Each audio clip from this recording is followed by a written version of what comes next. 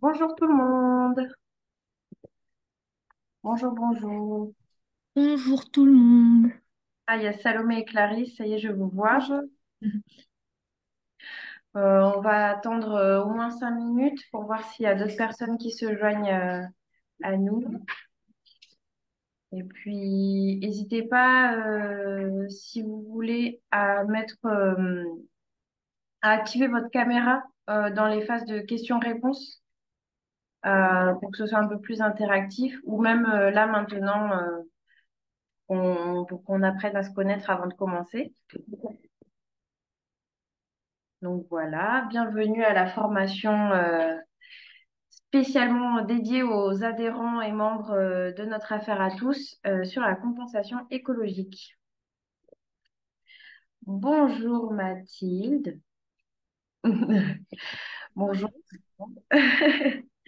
Oui, j'ai désactivé le micro de chaque arrivant automatiquement pour pas qu'il y ait des soucis de bruit pendant la présentation. Salut Brice.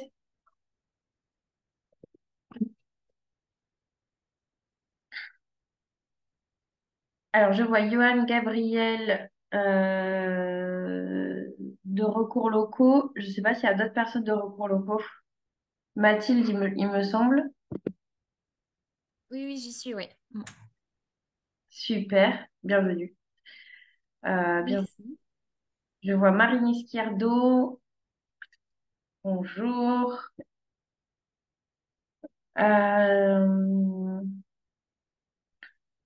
Mathilde, tu étais arrivée au groupe recours locaux l'année dernière, n'est-ce pas? Non, je viens d'intégrer il n'y a pas très très longtemps. Ah, d'accord.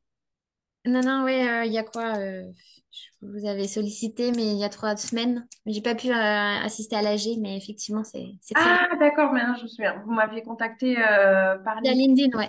Super. C'est ça. Ok. Ah, ben bienvenue. Merci, merci. Très bien, bah, du coup, ok, je vous intégrerai au groupe WhatsApp. Et très bien. Je vais attendre encore 3 petites minutes. Noémie, est-ce que c'est Noémie Garrigou ou est-ce que c'est une autre Noémie? Pas du tout. C'est Non? oui, oui. Enfin, j'ai atterri récemment et du coup, j'ai vu la formation. Je me suis dit pourquoi pas écouter. Donc, voilà. Super. Ben, merci d'être là. Ok. Du coup, Salomé, ça marche pour toi le partage d'écran? Eh ben, je vais essayer. Ok, ben, je te laisse essayer.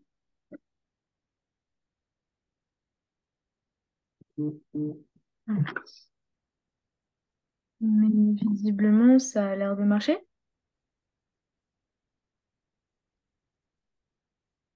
Salomé a commencé le partage d'écran. Alors, oui, c'est bon. Ok. Mm. Est-ce que tu peux le désactiver le temps que je fasse l'introduction? Tout à fait. Mais ça marche, on est content. Voilà, c'est ça. Merci beaucoup. Bon, mais du coup, je vais commencer à introduire.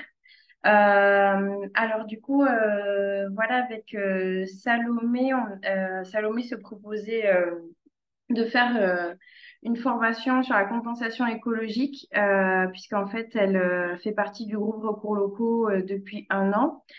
Et puis, elle a pratiqué un peu les problématiques auxquelles on est confronté en tant que juriste quand on défend voilà, des collectifs qui se battent contre l'implantation de projets polluants. Donc, en fait, effectivement, quand on est juriste, on n'a pas de notion ni de connaissances scientifiques sur l'écologie, voilà, sur les espèces et sur les mesures d'évitement, de réduction et de compensation. Et donc, on ne sait que les définitions juridiques à peu près basiques, mais pas de manière approfondie sur qu'est-ce que la compensation écologique. Souvent, en tant que juriste, on ne sait pas mesurer si elles sont suffisantes, leur bonne ou mauvaise qualité, si elles servent seulement à justifier l'implantation d'un projet qui va être destructeur de la nature ou si effectivement elles sont cohérentes par rapport à l'ensemble du projet, surtout du coup, dans les études d'impact. Et donc, voilà, c'est pour ça que dans le groupe recours locaux, bien souvent, en fait, on a besoin de mêler les connaissances juridiques avec des connaissances de plus de sciences dures, en tout cas, pour vraiment avoir un bon jugement, un bon regard sur le dossier. Et Salomé, du coup, qui travaillait au Muséum national d'histoire naturelle, du coup, a plus une formation. Tu peux me couper si je me trompe, du coup, avec des notions d'écologie. Et voilà, même si elle n'est pas juriste de formation, elle a vraiment contribué à ce que on puisse gagner certains dossiers, ou en tout cas, qu'on puisse renforcer nos dossiers, donc notamment euh, l'affaire Lacano, l'affaire Oni, ainsi que l'affaire Oppoul, qui avait jeté un petit coup d'œil. Mais c'est un petit coup d'œil qui est nécessaire à chaque fois pour qu'on puisse vraiment être cohérent dans nos productions de mémoire.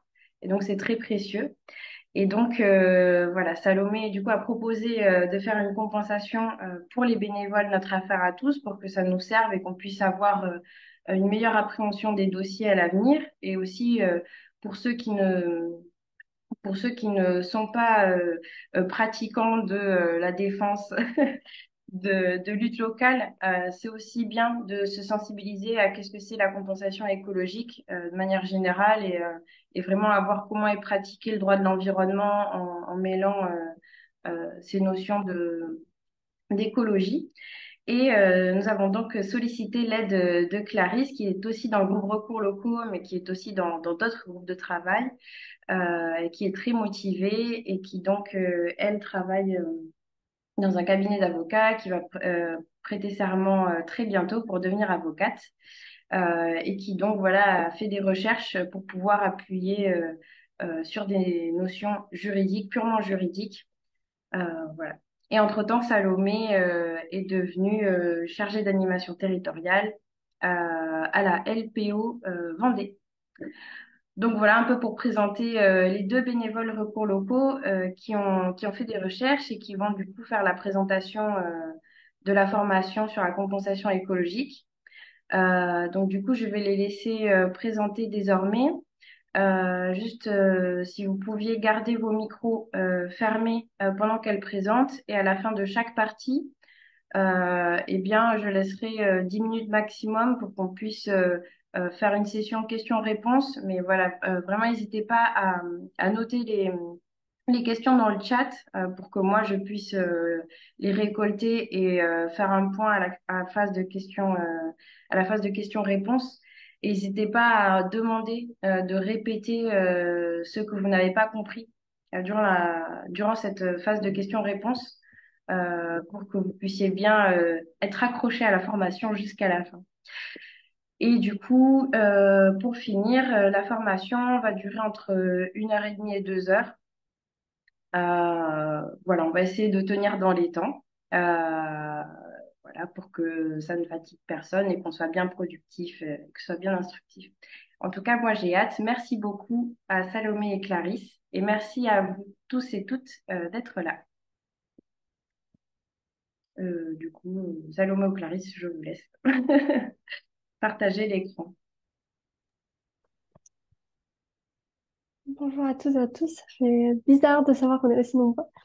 On a pensé cette petite formation vraiment en binôme pour que le focus principal soit la science, que nous, on n'a pas trop en tant que juriste, mais avec un petit peu un point de vue juridique, quand même, notamment pour revoir les bases. Donc, on va diviser en 4 parties, sachant que la première est très très courte. C'est la compensation écologique dans le droit français. Ensuite, les différentes mesures de compensation écologique, un peu plus scientifiques, les principes juridiques de la compensation écologique avec un point de vue scientifique et jurisprudentiel. Et enfin, la compensation écologique en pratique. Donc, pour commencer, la compensation écologique dans le droit.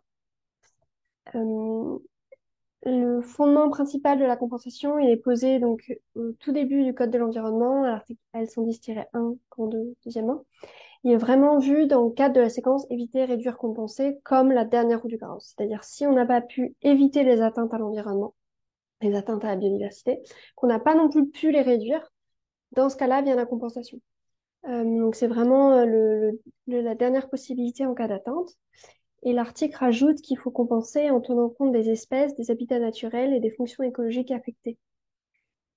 Donc, le cadre général ensuite, avec les règles, est posé aussi à différents articles du Code de l'environnement, donc L163-1 suivant.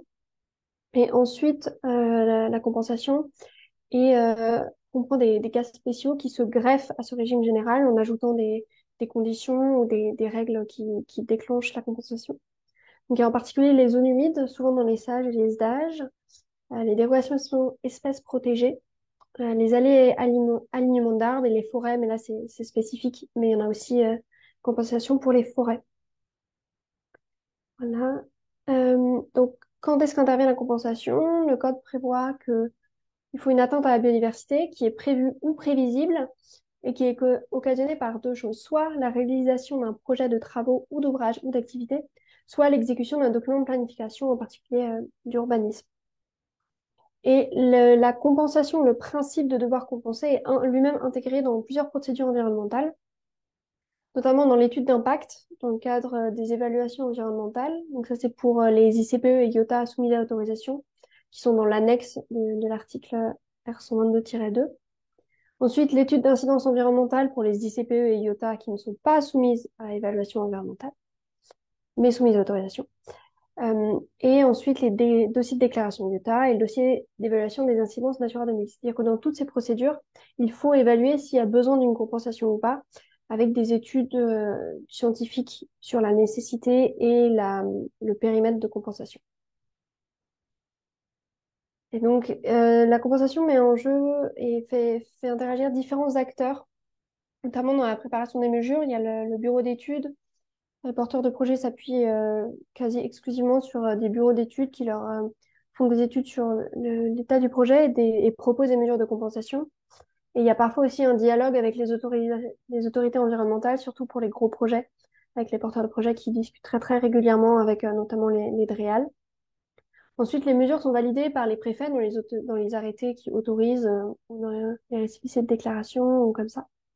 Et avec toujours un contrôle des juridictions, une saisie très souvent par les associations. Et ensuite, dans la mise en œuvre et le suivi, il y a à la fois les porteurs de projets qui doivent mettre en œuvre avec un contrôle qui peut être exercé par des organisations publiques, voire même des autorités environnementales, avec parfois des collectivités et toujours un contrôle des juridictions s'il y a un problème.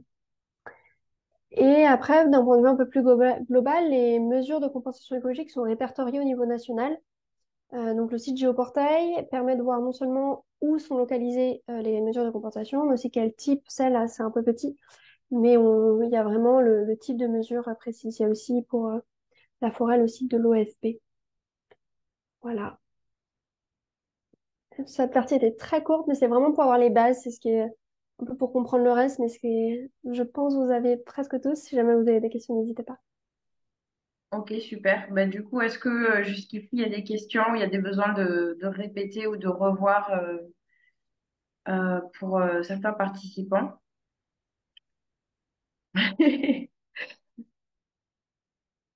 Peut-être est-ce que tu peux aller sur la slide précédente?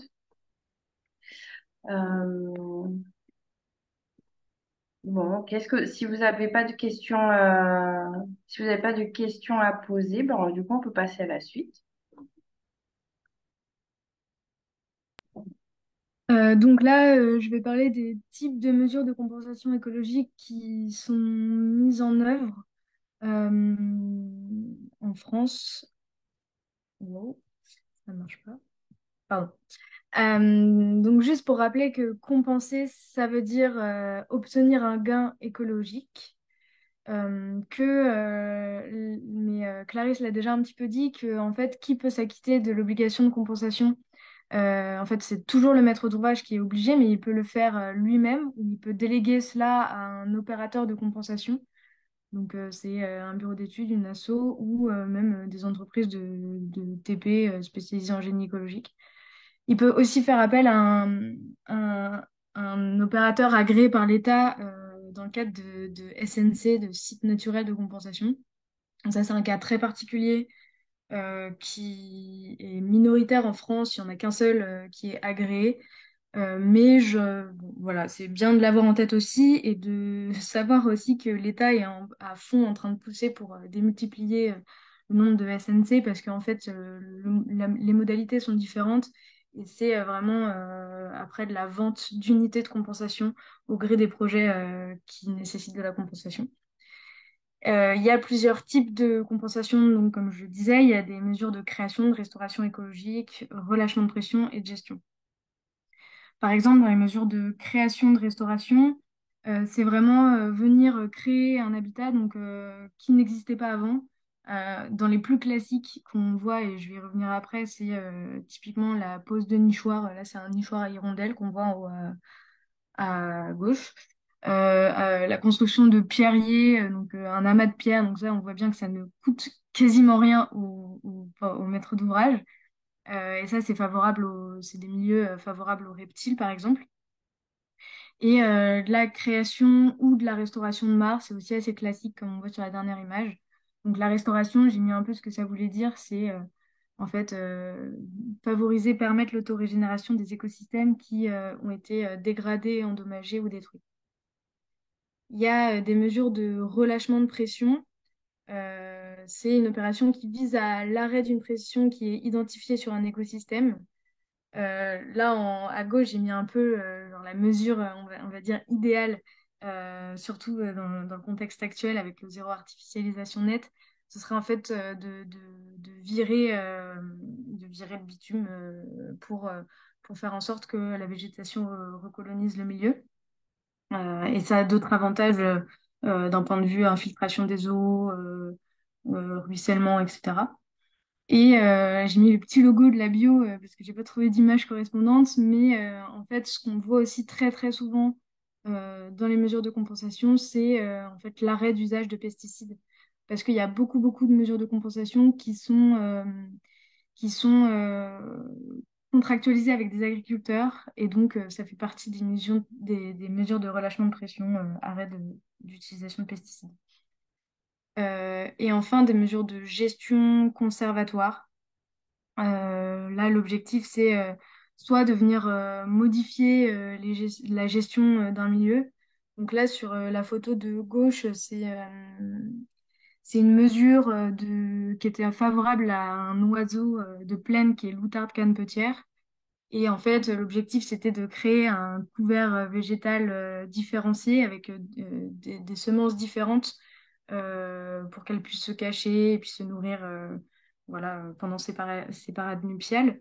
Et ça, typiquement, c'est de la gestion particulière qui est demandée à l'agriculteur. Et j'ai mis à droite une photo de forêt parce que un truc ultra standard aussi qu'on voit dans les mesures de compensation écologique en forêt, c'est la mise en place d'îlots de sénescence, donc c'est-à-dire sécuriser un milieu dans une forêt et ne rien faire. Ça, c'est pareil, ça coûte pas beaucoup d'argent, étant donné que généralement, c'est contractualisé avec l'ONF qui gère des forêts. Et donc, il n'y a pas forcément besoin d'acquérir du foncier pour mettre en œuvre ce type de mesures. Voilà, je ne sais pas si vous avez des questions déjà à ce stade. Alors, du coup, je n'en vois pas, mais en attendant que les participants posent leurs questions, moi j'en ai plusieurs. Alors, du Ouais. coup, Salomé, est-ce que tu peux expliquer qu'est-ce que les SNC? Oui, Naturel de alors, confrontation, c'est ça?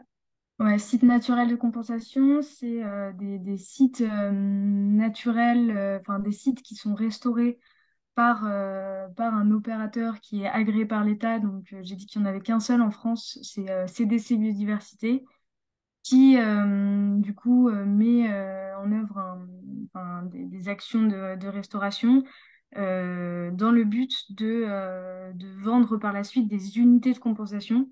Eux, la manière dont ils ont réfléchi la chose, c'est une unité égale un hectare. Et ils ont une aire d'adhésion autour de ce site-là. Et en fait, chaque projet qui s'insère dans cette aire d'adhésion et qui nécessite de la compensation peut peut payer pour obtenir de la compensation. D'accord, ok. Et ensuite, est-ce que parmi les structures qui proposent les mesures de compensation, est-ce qu'il y en a que tu identifies qui sont plus indépendantes les unes par rapport aux autres vis-à-vis des porteurs de projets? Non. J'avoue que je sais pas très bien en fait les liens et les différences de. Non, je sais pas. Par contre, il y a quand même une dépendance qui existe, mais qui est la même pour tous, c'est la dépendance financière. Après, ce qu'il faut savoir, c'est que l'obligation de résultat, elle incombe au maître d'ouvrage, peu importe qui met en œuvre la mesure de compensation.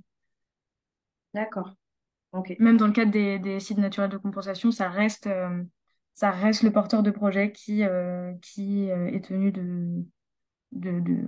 enfin, de répondre à son obligation de compensation et qui en est responsable. Ok, ok, intéressant. Et une dernière question. Alors sur la mesure que tu as exposée, qui était l'arrêt d'usage de pesticides, c'est dans quel Ouais. type de projet, par exemple, qu'on a cette mesure-là? Bah après, souvent, c'est des mesures qui interviennent en contexte agricole, enfin, en contexte agricole, et c'est pas une mesure unique. Généralement, c'est une mesure qui vient s'ajouter à quelque chose de plus. Enfin, typiquement, dans cet exemple-là de gestion, je ne sais pas dans ce cas particulier, je me souviens plus, mais à mon avis, il y avait en plus arrêt d'utilisation de pesticides. Donc, c'est plutôt quelque chose qui se combine, quoi. Ah d'accord, donc c'est pour favoriser, j'ai pas les bons termes, désolée, la vie de certaines espèces sur cette prairie, et on garantit qu'il n'y a pas d'usage de pesticides sur cette prairie. Ouais, bah en fait, c'est une pression qui est identifiée sur le milieu. Donc, la pression, c'est usage de pesticides, donc destruction enfin, voilà, contamination, destruction d'espèces, de manière directe ou indirecte. Et donc, voilà, oui. D'accord, ok, bon, très bien. Merci beaucoup. Est-ce que quelqu'un d'autre a une question? J'en ai pas vu de marqué dans le chat. Euh, ok, bon, bah, du coup, on peut passer à la suite. Ok, donc là, je vais parler des principes qui sont associés à la compensation écologique. Un peu comme Clarisse l'a dit, faire un peu, on va jongler entre à la fois principes juridiques et les implications écologiques que ça a. Il y en a beaucoup. Voilà. Le premier, c'est le principe de proportionnalité. Alors, comme me l'a bien notifié Clarisse, et elle avait bien raison, ce principe de proportionnalité, il est relatif à l'étude d'impact et pas directement à la compensation écologique. Et il faut que l'étude d'impact soit proportionnée à la sensibilité environnementale de la zone qui est susceptible d'être affectée par le projet. Mince. Euh, et ah, ça me gêne ce truc-là.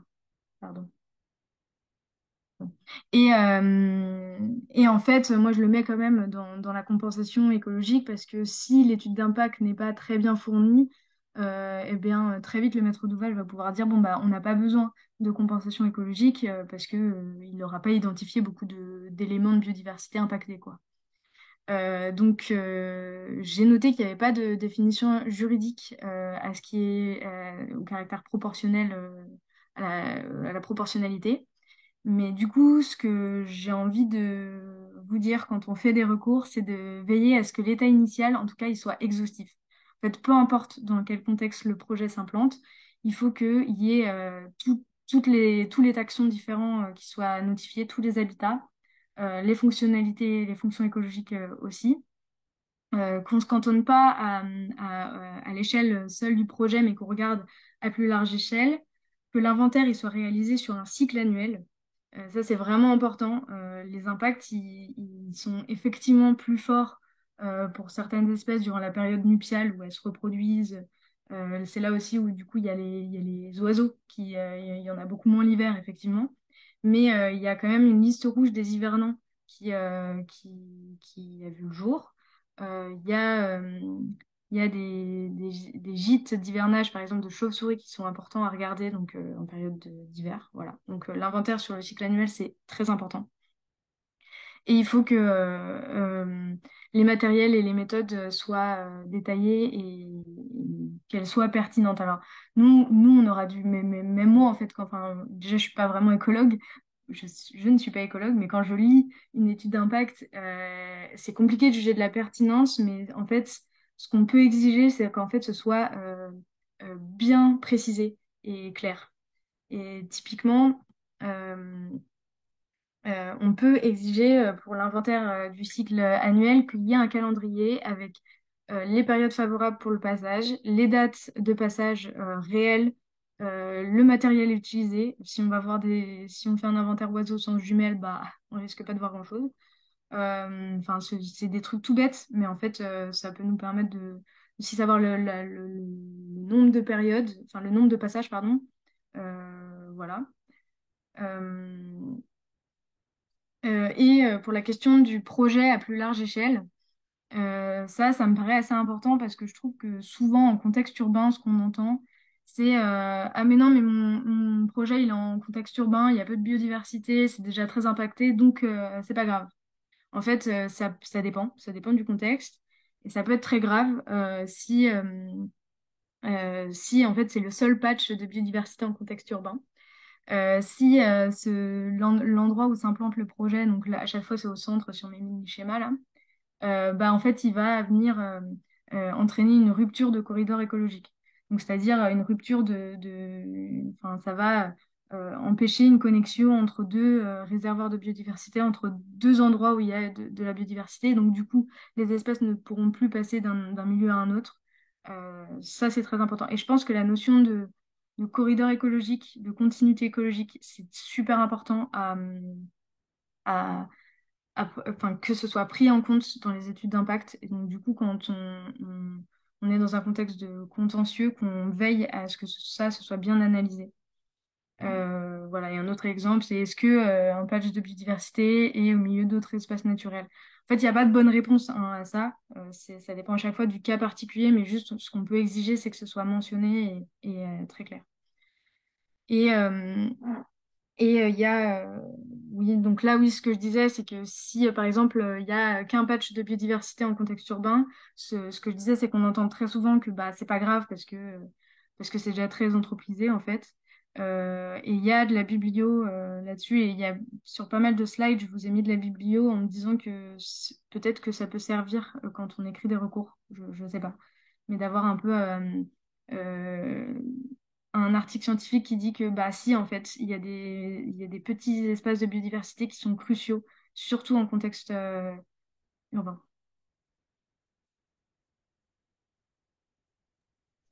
À toi, Oui, Clarisse. donc là-dessus, sur la jurisprudence, deux arrêts assez importants. Le premier, la Cour administrative d'appel de Bordeaux, fait un lien direct entre l'insuffisance de l'étude d'impact et l'absence de mesures de compensation, qui dit bien que L'étude d'impact ne doit pas se contenter d'indiquer une absence de dégradation. En l'occurrence, c'est pour une porcherie, alors qu'il y avait déjà des problèmes d'eutrophisation récurrents dans la zone. L'étude d'impact n'en fait pas mention. Donc, de cette insuffisance découle une absence de mesures de compensation, enfin, de mesures de la séquence ERC, donc de compensation, et donc annule l'autorisation donnée. Et le deuxième arrêt, Conseil d'État, petit rappel, pour ceux qui ne l'avaient pas vu passer, le fait qu'il y a l'application de la jurisprudence d'Andoni pour les études d'impact, qui dit que les inexactitudes, omissions, insuffisances d'une étude d'impact ne peuvent donc entraîner une annulation de l'autorisation donnée que si elles ont pu avoir pour effet de nuire à la formation complète de la population ou si elles ont été de nature à exercer une influence sur la décision de l'autorité administrative. Donc, voilà, ici, il faut une grosse lacune dans l'étude d'impact pour justifier l'annulation. Donc, c'est ça, en plus de devoir repérer toutes les lacunes, il faut que ce soit des grosses lacunes et peut-être quasiment une disproportion de l'étude d'impact par rapport aux effets. Voilà.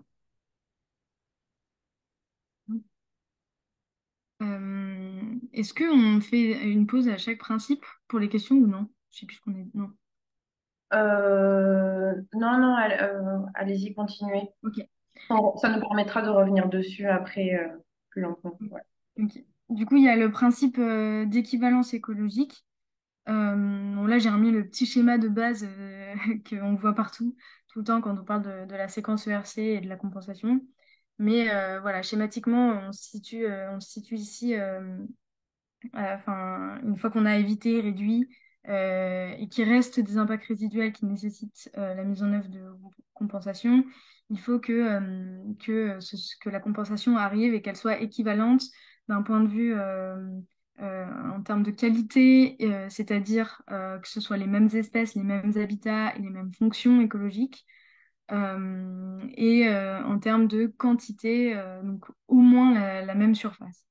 Euh, Ce qu'il faut savoir, c'est que l'équivalence écologique, c'est un peu un rêve en fait. C'est assez compliqué de saisir précisément euh, toutes les composantes de biodiversité, toutes les interactions. C'est un fait que un milieu enfin, est unique et donc on n'arrivera pas à le compenser. Par contre, ce qu'on peut exiger, c'est qu'on s'y rapproche le plus quand on fait de la compensation. Et, ouais, pour un peu appuyer cette idée que scientifiquement c'est absurde, pardon, de vouloir atteindre l'équivalence écologique. J'ai voulu donner un exemple parce que moi j'aime beaucoup mêler, enfin, amener de la politique à chaque fois. C'était dans le cadre d'un projet de contournement Nîmes-Montpellier.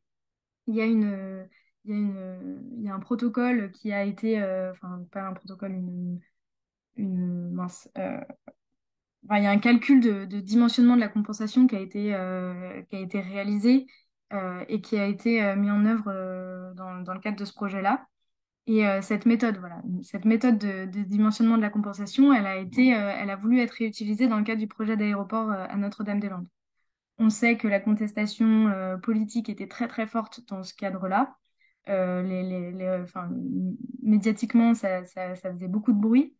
Et du coup, l'État a dit, bon, bah, on va missionner une commission scientifique, d'experts scientifiques pour valider ou pas cette méthode scientifique.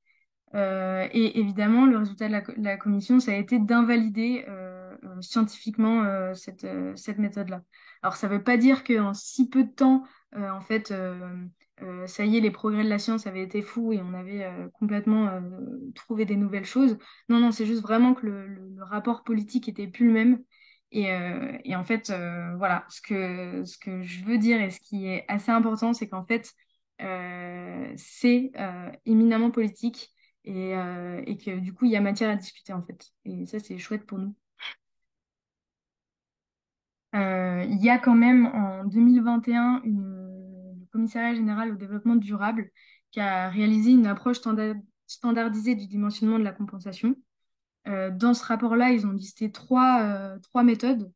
La méthode par ratio minimal, la méthode par pondération et la méthode d'équivalence par écart des milieux. Là, c'est un schéma de la troisième méthode. Pour eux, ce sont la meilleure méthode à mettre en œuvre. Et ils préconisent que, en fait, dans les études d'impact, soit au moins mentionner une de ces trois méthodes ou une autre qui serait peut-être plus novatrice et meilleure, mais qu'il faut qu'en tout cas, elle soit détaillée assez précisément pour qu'on la comprenne. Donc voilà, je vais pas les détailler parce que ça va être long et pas super intéressant, mais... Et donc, moi, ce que j'ai envie de dire quand on regarde une étude d'impact, c'est qu'on se demande si l'état initial, il a été réalisé sur le site d'impact, mais aussi sur le site de compensation écologique. Ça, c'est pour savoir, pour la partie qualité et qualitative de l'équivalence écologique, savoir quelles sont les espèces, quels sont les habitats et quelles sont les fonctions qu'on peut s'attendre à trouver sur le site de compensation. Est-ce que les composantes de biodiversité qui sont ciblées par la compensation, elles ont été correctement identifiées? Quels sont les inventaires, les méthodes qui sont utilisées? Quelles sont les fonctions écologiques? Donc, je l'ai déjà dit. Et voilà. Et le 3, c'est donc la méthode, comment il est proposé de mesurer cette équivalence écologique, à la fois d'un point de vue de dimensionnement de la compensation et aussi des modalités de suivi. Parce qu'il y a un truc qu'on disait beaucoup au muséum, c'était que en fait, on ne peut pas prévoir l'équivalence écologique tant qu'on n'a pas fait un suivi dans le temps. Et donc on ne peut pas dire, enfin c'est faux de dire que la mesure de compensation, elle est équivalente aux impacts tant qu'on n'a pas regardé ce que ça faisait dans le temps, la compensation écologique. Et donc, on repasse à la jurisprudence. Les trois premières décisions montrent exactement qu'une approche globale ne suffit pas. Donc, dans la première décision de la Cour administrative d'appel de Marseille, les juges ont vraiment vérifié l'équivalence pour chaque espèce. Pas, ils ont dit que prévoir une surface équivalente à la surface atteinte ne suffisait pas. Donc, il y a un contrôle assez précis qui a été fait. La deuxième décision, pareil, le simple calcul de superficie n'a pas suffi aux juges. Ils ont vérifié que toutes les atteintes soient compensées. Donc là, au-delà de juste l'espèce, toutes les atteintes. Euh, et donc, cette décision est aussi assez intéressante parce que, enfin, je parle de celle de 2015, euh, c'était une destruction des zones humides qui a entraîné une dégradation indirecte d'une surface plus importante que le projet. Donc, parce que les zones humides sont très connectées entre elles.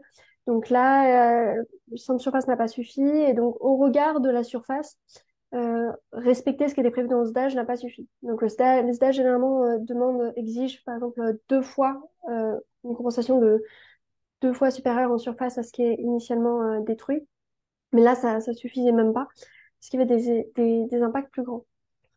La décision de 2019, pareil, c'est de Marseille, pareil, donc une compensation pas uniquement là sur les espèces protégées, mais sur toute la fonctionnalité écologique de ce qui est atteint.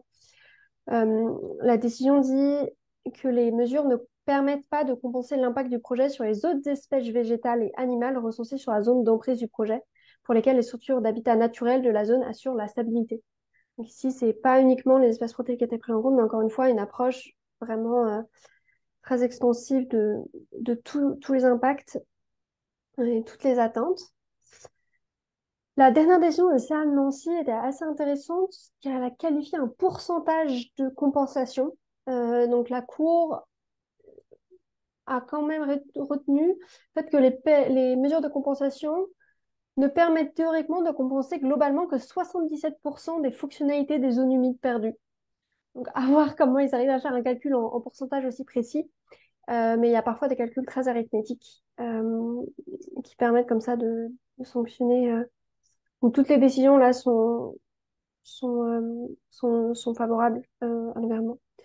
Donc vous pouvez aussi aller les voir et les utiliser. Et il y a deux autres petites décisions. Ah, pardon. J'ai mis celle de la Cour administrative d'appel de Bordeaux, parce que c'est une rare décision qui ne suit pas l'avis des autorités environnementales. Donc, les juges ont tendance à suivre les avis, notamment des missions régionales environnementales. Mais là, les juges disent que les mesures qui ont été quand même proposées aux porteurs de projets par l'Office national de la chasse et de la faune sauvage n'ont pas été jugées suffisantes. Donc, même si on a des avis défavorables, ça peut servir d'aller au contentieux. Parce que là, alors que l'autorité environnementale avait validé les mesures, le projet a quand même été annulé. Et la dernière décision du tribunal administratif de Besançon, donc c'est une décision récente de tribunal, mais elle était assez intéressante parce que elle a prévu un mécanisme pour faire varier les mesures de compensation. C'est-à-dire que le projet et l'autorisation a prévu le maximum des atteintes possibles, avec des mesures de compensation pour toutes les atteintes possibles, mais avec une possibilité pour le porteur de projet de réduire l'ampleur des mesures de compensation s'il arrive à prouver qu'il a, au final, atteint moins l'environnement que ce qui était prévu. Donc, c'était des travaux où on n'était pas totalement sûr de l'ampleur des dégradations. Donc, ça permet a posteriori de réduire en parlant ouais, d'une sorte de dette qui sera recalculée à l'issue des travaux. Donc, une fois les travaux finis, la compensation pourra varier. Voilà.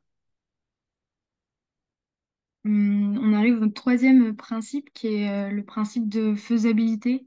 Derrière ce principe-là, il y a deux petites sous-catégories. Il y a la faisabilité écologique et technique. J'ai mis par exemple une photo de tourbière qui met 200 ans à se constituer comme telle et avoir de la biodiversité, etc. Donc un milieu très complexe et en fait très long à atteindre. Et une prairie de fauche qui, en 4 à 6 ans, elle a trouvé tous les éléments de biodiversité nécessaires enfin, pour être qualifiée de prairie de fauche. Donc en fait, c'est très important de prendre en compte la complexité écologique de la mesure. Si en gros on voit une étude d'impact, oui, ben on va recréer une tourbière, bah, faut se poser des questions. Voilà.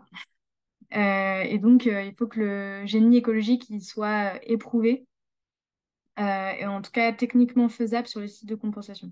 Donc éprouvé, c'est-à-dire, alors là je rêve un peu, mais ce serait stylé que en fait dans les études d'impact, ils te disent des fois, on va mettre ça comme mesure de compensation et on sait que ça marche parce que ça a déjà été testé, on a un retour d'expérience. Dans ce cas-là, bah, on est confiant en fait, enfin, on sait au moins qu'ils vont pas faire n'importe quoi. Et techniquement faisable, bah, après c'est du bon sens. Créer une mare sur un endroit qui a une pente à 30 degrés, est-ce que c'est une bonne idée? Enfin voilà, ce genre de détails. Et il y a la faisabilité économique, avec cette idée que en fait les mesures de compensation, elles peuvent se mettre en œuvre, mais à un coût économiquement acceptable. Et donc, dans la théorie, si elle est trop complexe ou trop coûteuse, elle doit inciter les maîtres d'ouvrage à davantage éviter ou réduire. Et moi, je suis même carrément allée plus loin. On peut même aller jusqu'à se dire, si c'est trop coûteux, ça veut dire que ce projet, il peut pas se faire. Et donc, parce que trop coûteux ou infaisable, même technologiquement, en fait, techniquement, pardon. Et donc, et donc, on pourrait même renoncer carrément au projet, en fait. Éviter, ça peut être carrément éviter le projet, en fait.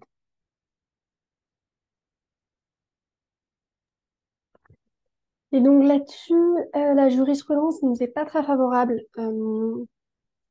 Les annulations sont rarement fondées sur ce principe, notamment parce que le Conseil d'État, donc dans l'arrêt de 2020, a dit que ce principe de faisabilité n'implique pas que le pétitionnaire montre la maîtrise foncière des sites de compensation pour obtenir l'autorisation environnementale. Euh, là, le considérant important, c'est euh,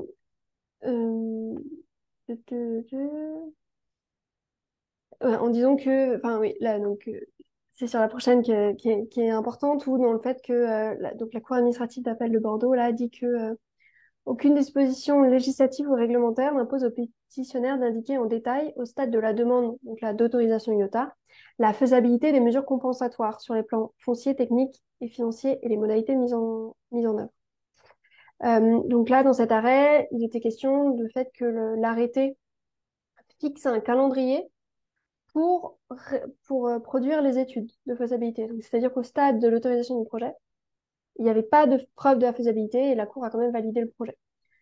Donc, c'est des arrêts assez critiquables et ça montre que ce principe, même s'il faut l'invoquer, permet rarement d'obtenir une annulation.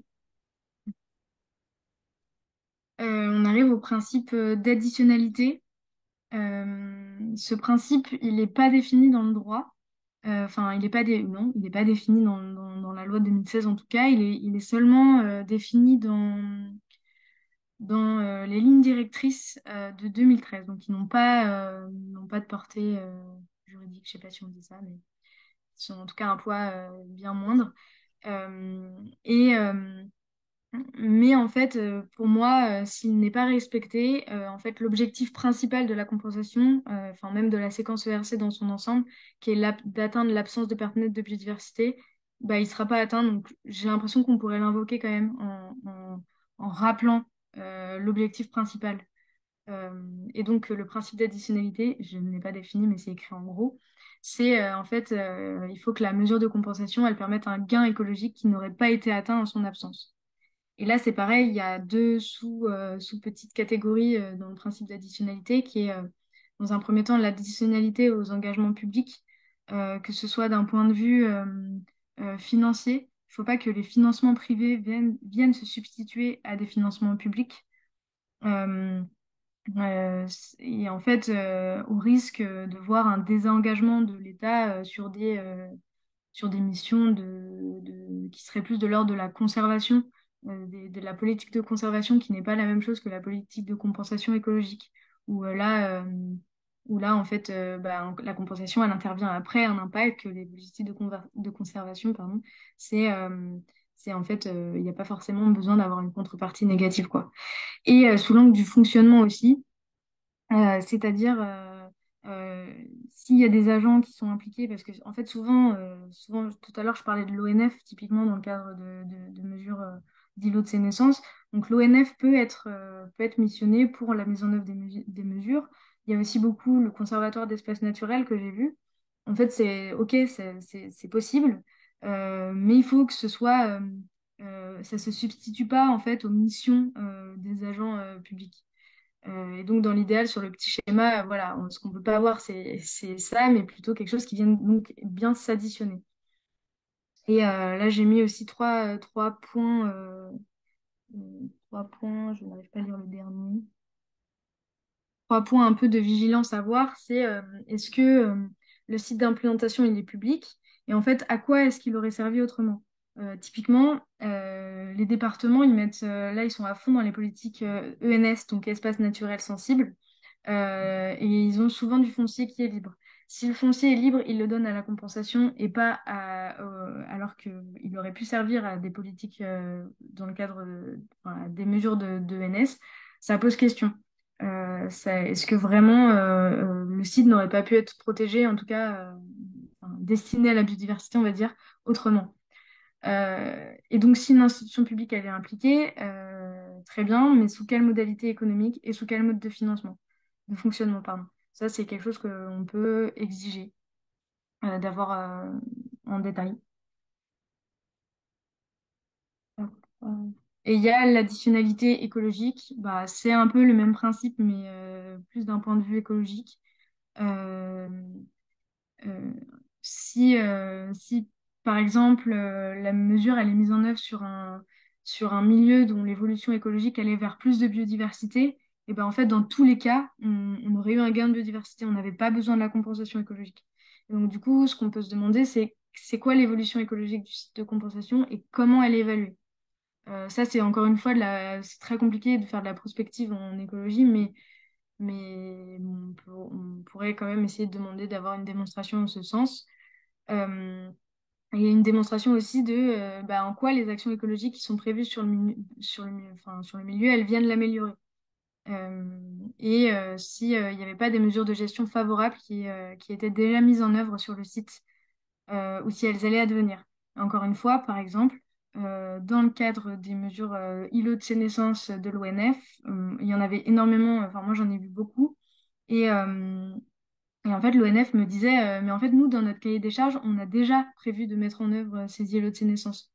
Donc, en fait, s'il n'y avait pas eu de compensation, dans tous les cas, il y aurait une parcelle boisée qui aurait été destinée à une évolution naturelle.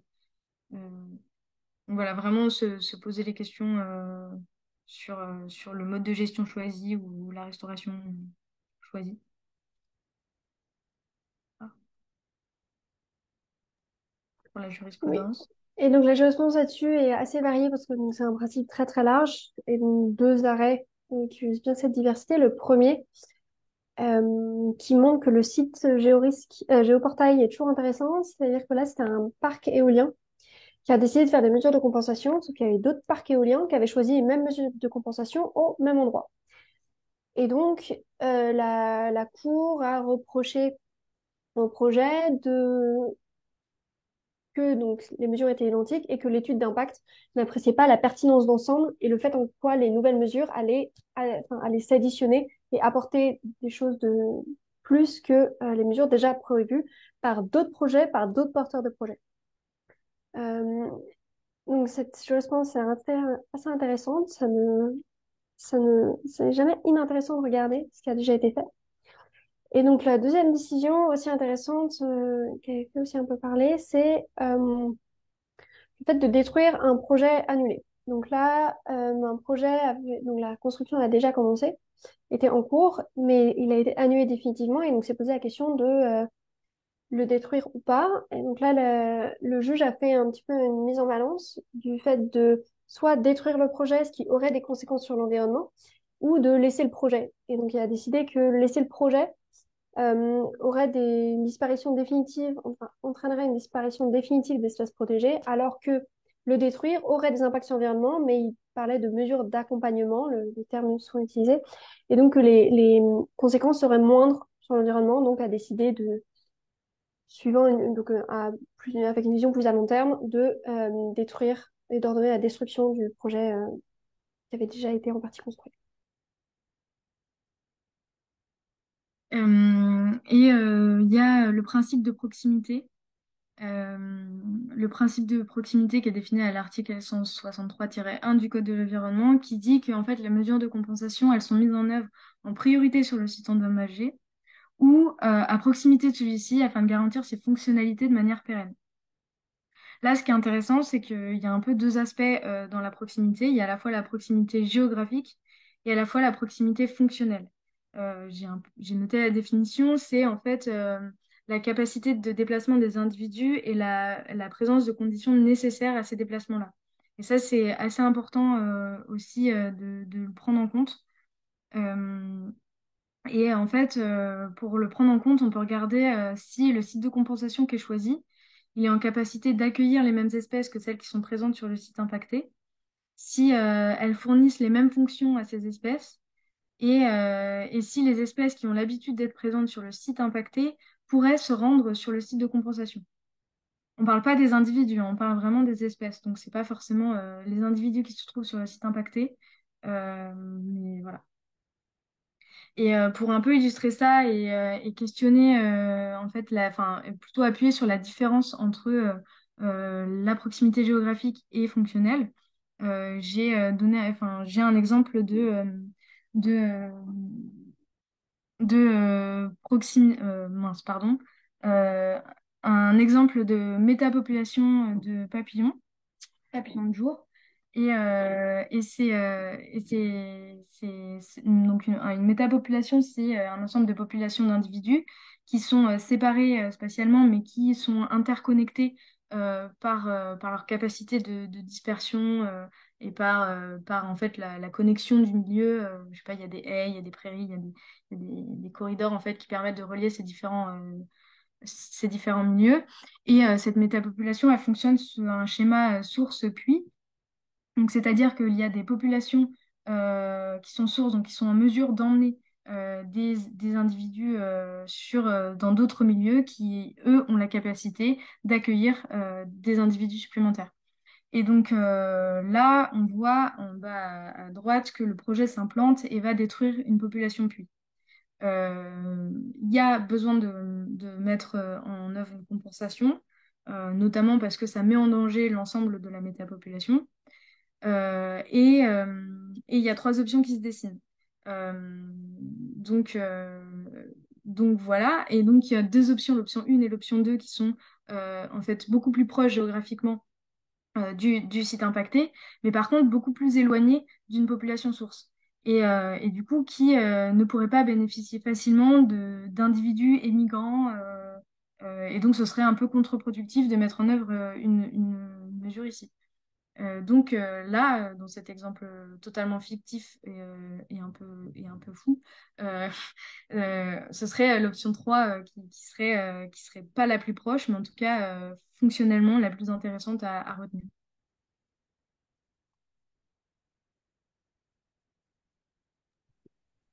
Et donc là-dessus, quelques jurisprudences qui montrent encore que c'est pas un principe qui est qui a beaucoup de succès en contentieux.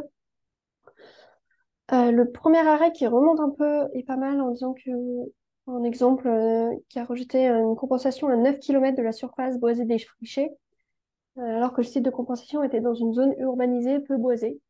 Mais les décisions plus récentes montrent que, comme précédemment, la, le site de compensation, il ne doit pas forcément être précisé dans le demande d'autorisation. Ces deux décisions acceptent que la demande et donc l'arrêté d'autorisation indiquent la nature et la superficie de la zone, ce qui est un peu restreint quand même quand on contrôle du principe de proximité. Il faut aussi faire attention au morcellement parcellaire, au morcellement des parcelles de compensation, qui est pas toujours ou pas généralement pas effectué par les juridictions. C'est un point à voir. Et au niveau de la jurisprudence, on sent il y a énormément de cas par cas et que même s'il n'y a pas d'alternative à côté, les juges ont parfois tendance à, peu importe ce principe, à accepter des sites de compensation qui sont assez loin. J'ai eu par exemple une décision où un cours d'eau était affecté, ils ont accepté une compensation sur un autre bassin versant. Donc la compensation était à quelques kilomètres, mais pas du tout sur le même bassin versant. Donc c'est des décisions qui peuvent être critiquables, mais il faut savoir que la jurisprudence n'est pas ne regarde pas très, avec beaucoup de précision ce principe-là.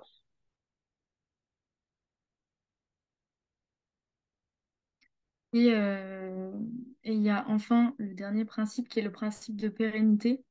Il faut que les mesures de compensation soient effectives pendant toute la durée des atteintes. Moi, j'aurais envie de rajouter et dès la survenue des impacts, des premiers impacts, pour pas qu'il y ait des pertes temporaires de biodiversité, en fait. Euh,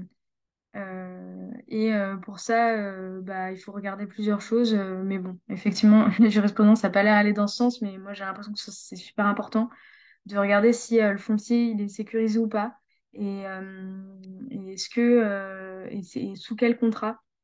Moi, souvent, ce que j'ai vu, c'était en fait des mesures qui étaient euh, contractualisées avec des agriculteurs avec des baux de 5 ans. Très bien. Et à la fin de ces 5 ans-là, qu'est-ce qu'on fait? Et est-ce que on arrivera toujours à avoir la même surface de biodiversité, pardon, la même surface en tout cas destinée à de la compensation? On peut aussi demander si il y a des financements supplémentaires qui seraient là pour faire face aux imprévus, quels qu'ils soient. Et j'ai pas en tête les deux autres, ça me gêne. Et oui, et la gestion écologique, si elle est prévue, est-ce qu'elle est pertinente sur un temps long? Si par exemple, on a besoin, enfin, si les sites de compensation, enfin, si la compensation, elle est mise en œuvre pour, j'en sais rien, 30 ans, voire 99 ans, ce qu'on voit avec les ORE, là, de plus en plus, les obligations réelles environnementales, et ben, est-ce que de maintenir un milieu ouvert, donc faire de la fauche tous les ans, est-ce que c'est pertinent? Est-ce que, en tout cas, ce sera faisable sur tant d'années? Et moi, je rajouterais aussi qu'en est-il du changement climatique, est-ce que c'est pris en compte dans ces mesures-là, dans la mise en œuvre de ces mesures?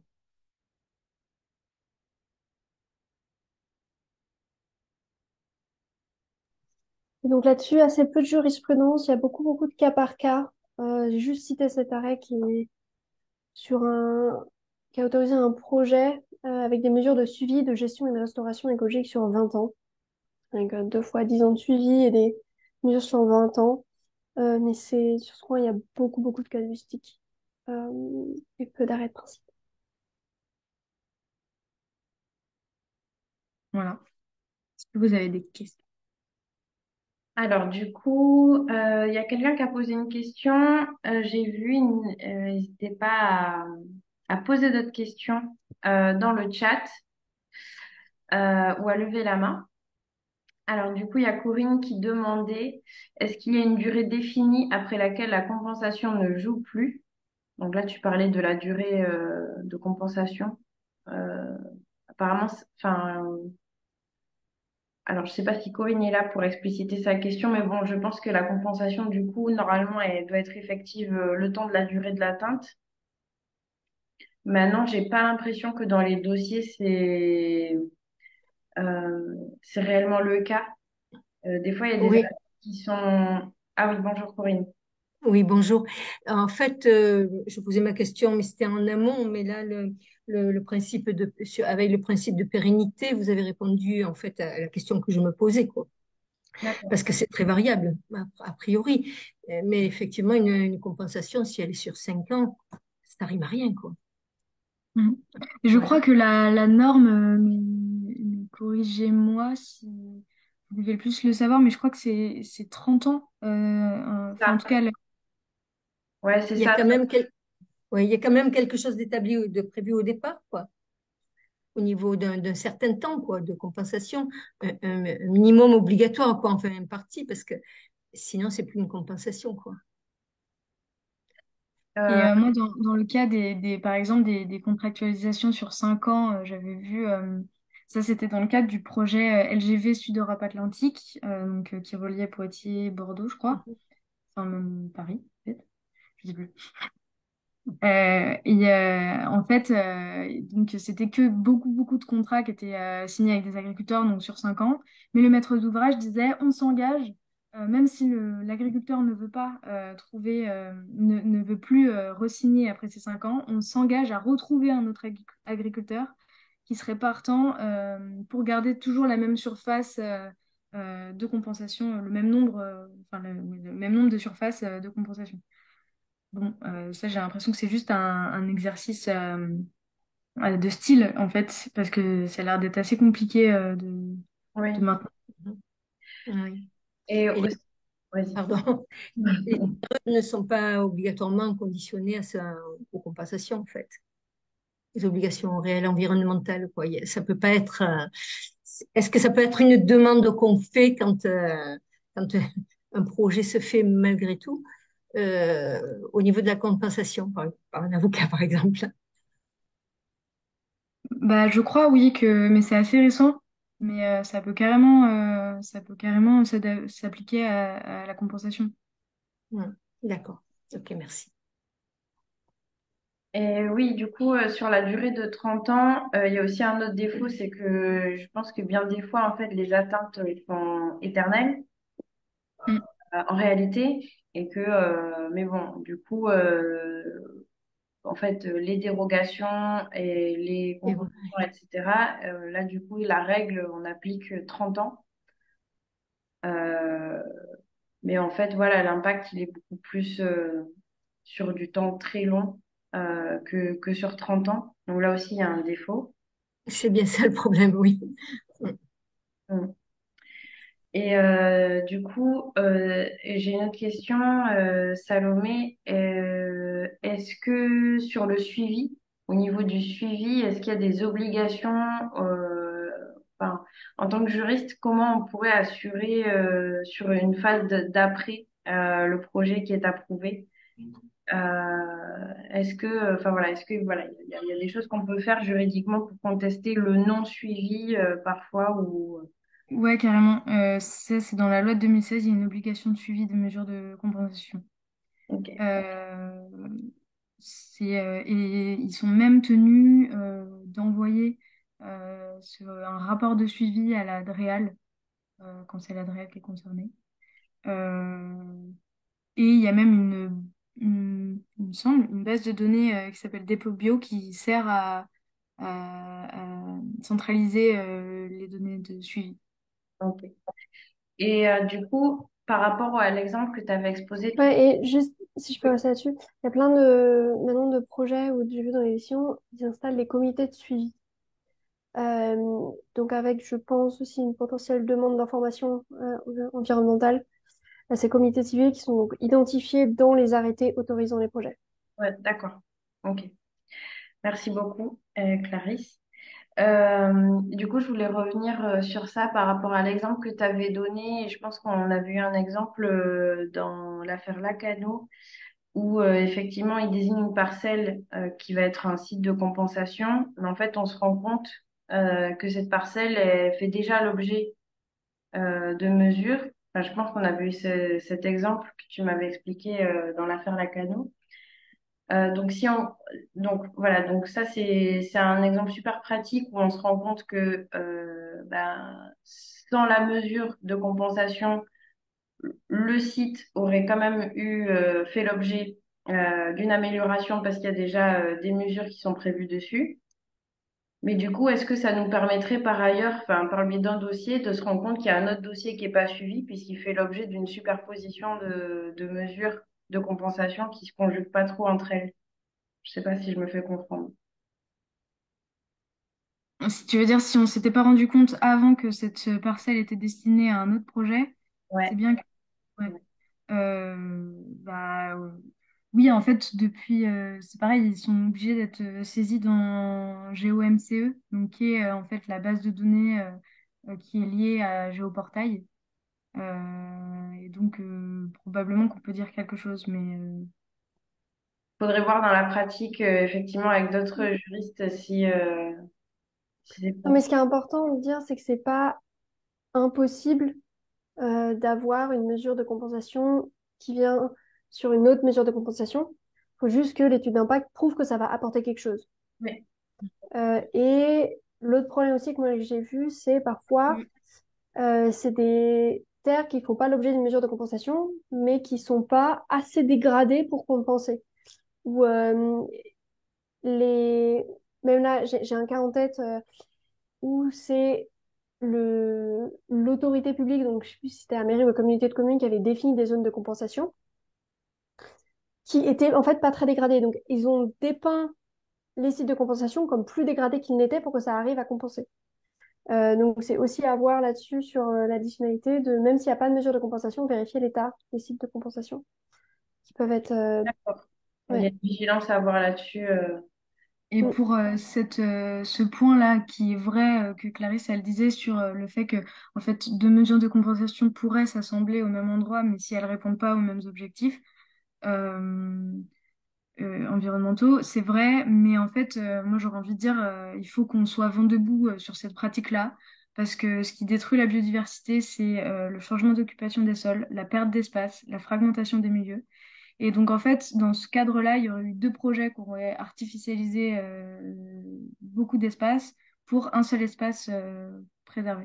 Et du coup, même s'ils nous démontrent que par A plus B, que effectivement ça marcherait, bah, j'aurais pas envie de tendre vers ça, quoi. Oui, puis en fait, dans un autre colloque auquel j'avais assisté, les professionnels avaient l'air de dire que c'était vraiment pratique courante, ce genre de superposition. Euh, j'ai une autre question. Alors, par rapport au mouvement de détricotage des droits de l'environnement, je sais que tu avais parlé d'études sur un cycle annuel. Oui, Et je sais que ça, il y a enfin, en tout cas, enfin, je sais que le gouvernement tend à vraiment vouloir réduire, à donner des consignes pour réduire le temps d'observation des sites pour que les porteurs de projets obtiennent les autorisations le plus rapidement possible, parce que ce qui est vraiment un frein pour les porteurs de projets, c'est toute la longueur de la procédure, tout le temps que ça prend.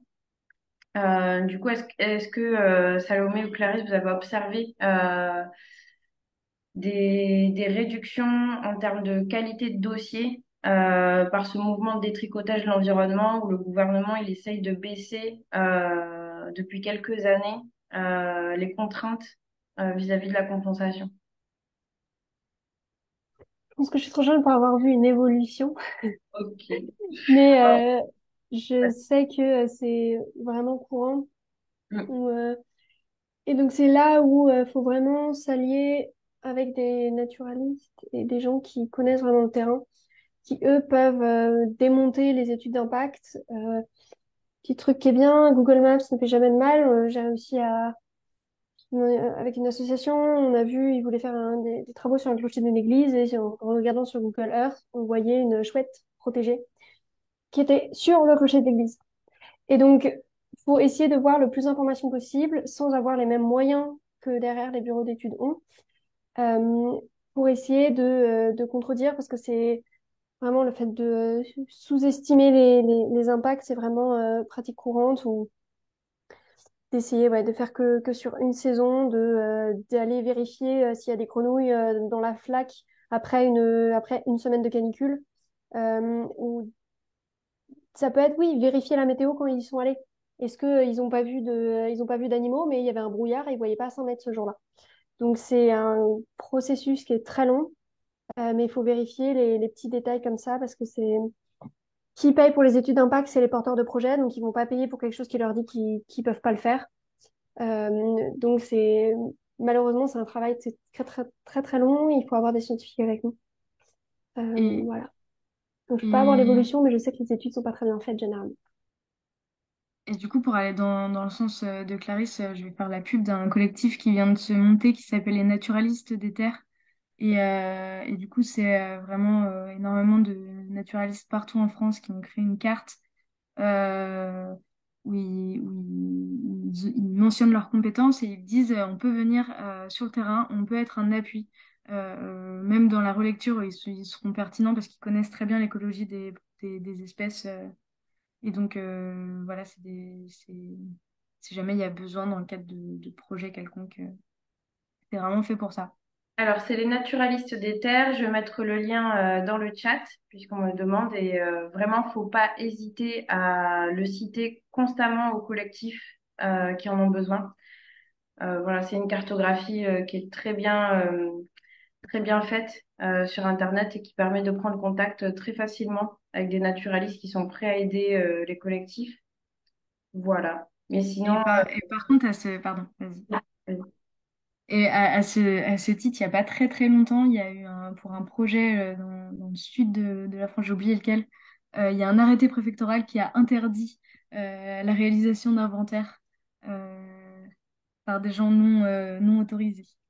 Voilà, ils sont déjà un peu alarmés face à la présence des naturalistes et donc il y a ce genre de petites nouvelles qui sortent, qui font assez peur. après, faut voir, c'est super intéressant, merci beaucoup, j'irai regarder, faut voir comment on peut contrer, parce qu'effectivement, le juge, alors ça renforce notre cas quand on a un inventaire qui est fait par des naturalistes et qui vient un peu contrer les failles de l'étude d'impact.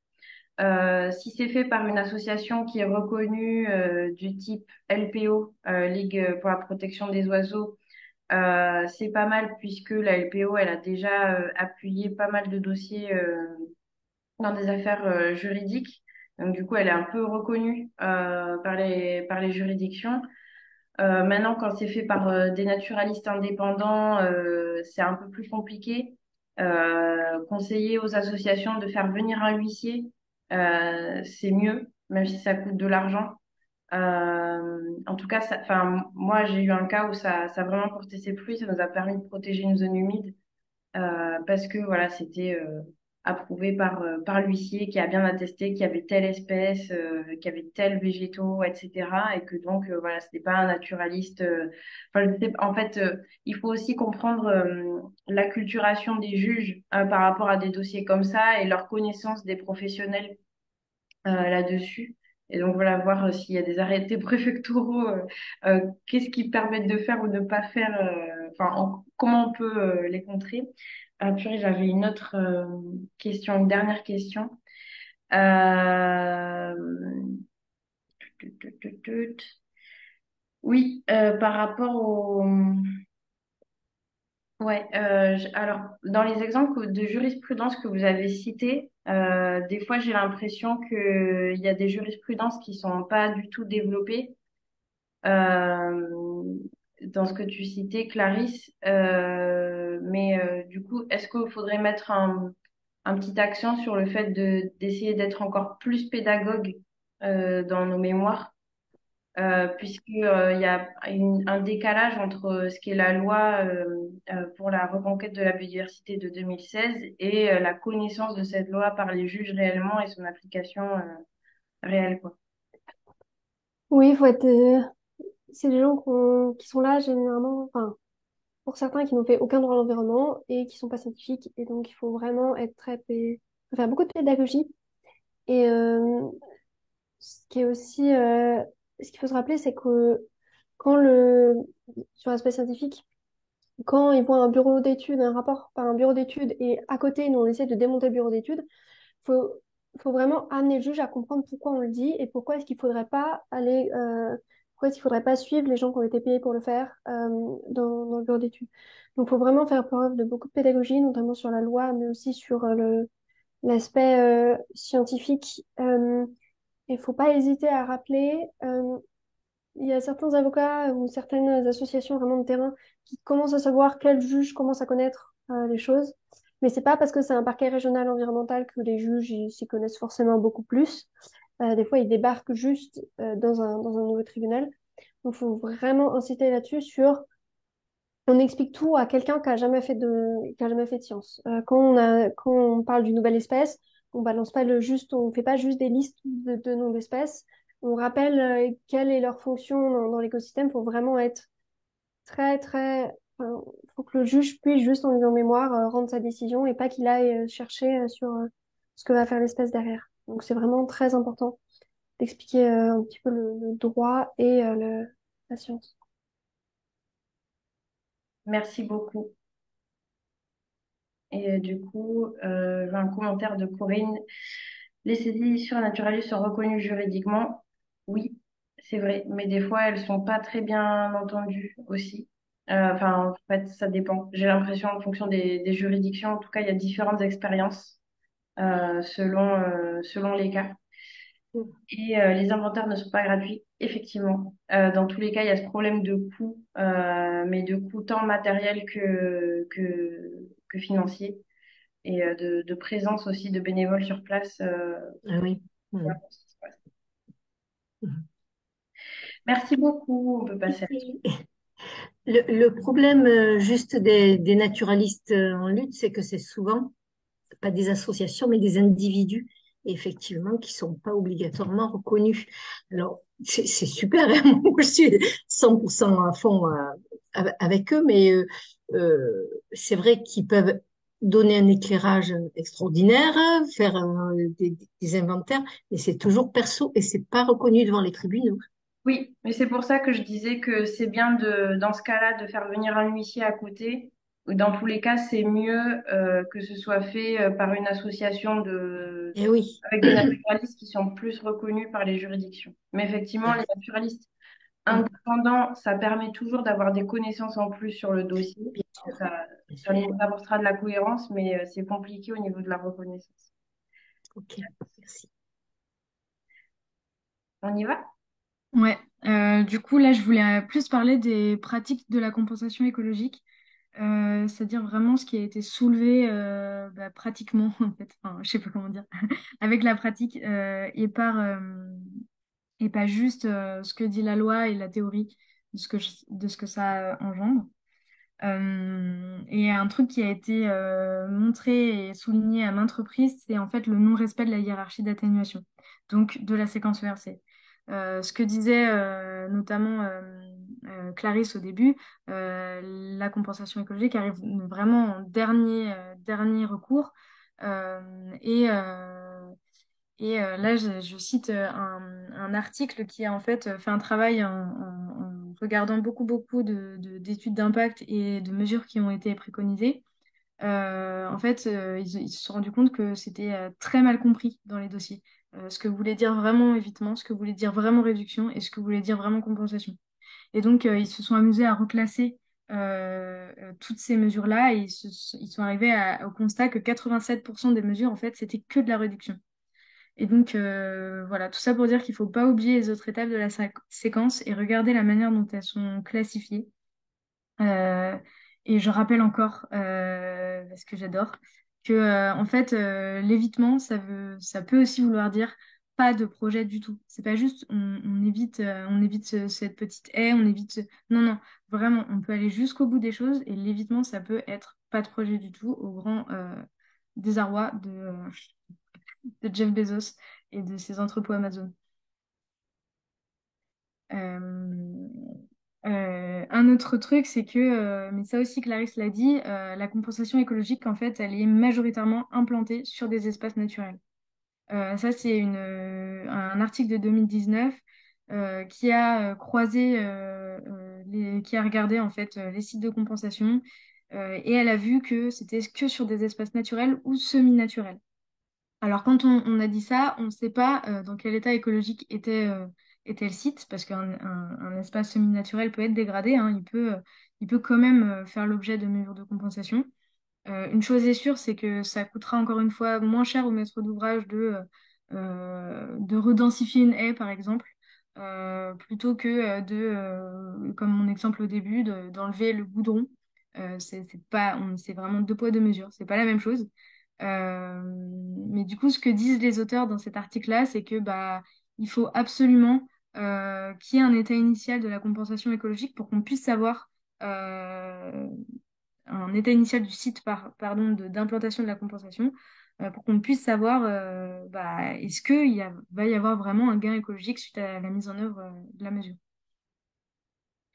Ce que aussi on a montré, c'est que en fait, les mesures, elles sont vraiment toutes petites et éclatées en plein de petits sites. En fait, ça, c'est une analyse à partir justement de Géoportail et de toutes les mesures qui sont implantées dans Géoportail. Et en fait, on a montré que enfin, la surface médiane des mesures de compensation était de 0,8 hectares seulement. Donc, malheureusement, on n'a pas pu regarder à l'inverse la surface impactée, enfin, la surface des projets, mais je pense que c'est vraiment, encore une fois, deux poids, deux mesures, hein. Et que aussi, elles étaient éclatées en plein de petits sites. C'est 3,6 sites par mesure en moyenne. Ça vient du fait que en fait, les mesures qui sont majoritaires et qui sont vraiment tout le temps mises en œuvre et préconisées, c'est la pose de nichoirs, les mares, enfin, la création de haies et d'hibernaculum. Enfin, c'est des choses faciles, en vrai, enfin, qu'on sait faire. Hein. Donc, quand on sait faire des mares, c'est cool. Au moins, on sait qu'elles ont des chances d'être fonctionnelles, mais bon, c'est pas ça qui va enrayer le déclin de la biodiversité. Et surtout, pourquoi c'est grave en fait que ces mesures soient trop petites et éclatées en petits sites? C'est aussi important de le rappeler. Il y a pas mal de biblioles là-dessus. Plus une mesure de compensation elle est implantée sur un site large et connecté, plus il y a de chances d'obtenir des gains écologiques. Il y a un article qui a regardé qui a fait une analyse sur beaucoup de zones humides dans enfin, de retours d'expérience de restauration de zones humides. Et elles ont montré que, en fait, les zones humides, elles récupéraient leur fonction plus rapidement et en quantité supérieure à mesure que les surfaces de restauration étaient grandes. Et ils sont même allés dire que une zone humide de 100 hectares, c'était l'idéal, voire plus. Donc c'est pour dire vraiment la différence. Et, euh, j'avais mis une petite photo, ça c'est un crapaud calamite. C'est une espèce pionnière, donc en fait qui aime les mares qui viennent les flaques d'eau en fait qui viennent de se créer. Et quand on voit par exemple sur une étude d'impact une mesure de compensation qui est création de mares pour le crapaud calamite, ça ne suffit pas. Parce que ce crapaud-là, il a pas, enfin, il est aussi beaucoup terrestre. Il vit pas que dans la mare. Il vit quasiment pas dans la mare d'ailleurs. Il aime les milieux ouverts qui lui offrent un grand territoire de chasse. Il mange des coléoptères, des fourmis, des vers de terre, voilà. Si on ne considère que la mare, c'est vraiment insuffisant. Il a à la fois besoin donc, de milieux ouverts, de corridors qui lui permettent de relier sa mare en toute sécurité. Euh, voilà. Et j'ai rajouté, en fait, le truc, moi, que je cite tout le temps, c'est en fait l'IPBES qui dit, et ça, faut vraiment l'avoir en tête quand on fait des recours, c'est c'est le changement d'occupation des sols et la fragmentation des habitats qui sont les principales raisons liées au déclin de la biodiversité. Donc ça ne suffira vraiment jamais de faire juste une mare. Il faut vraiment voir les choses beaucoup plus en grand, quoi.